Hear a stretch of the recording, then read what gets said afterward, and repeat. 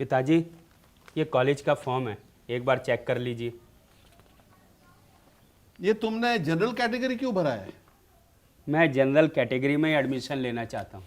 ये तो अच्छी बात है कि तुम अपने जात के लोगों के लिए सीट छोड़ रहे हो। ऐसा ही कुछ समझ लीजिए। ऐसा ही कुछ समझ लीजिए। और कुछ भी समझने को है क्या?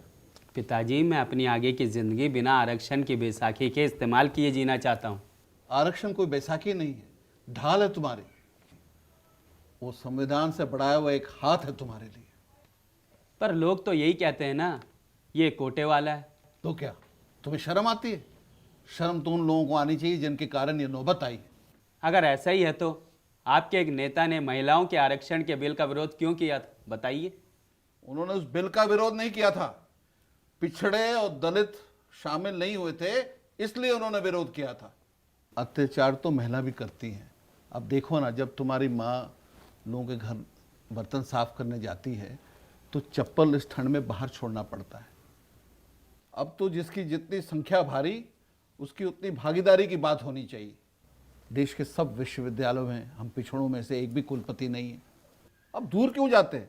अपने बनारस हिंदू यूनिवर्सिटी में देखो, ना कोई कुलपति, ना कोई प्रोफेसर, ना कोई असिस्टेंट प्रोफेसर, और किसी पद पर हम पिछड़ों में से किसी की भी नियुक्ति नहीं हुई। आर्थिक आधार पर रिजर्वेशन लेना एक नई चाल है सरकार की।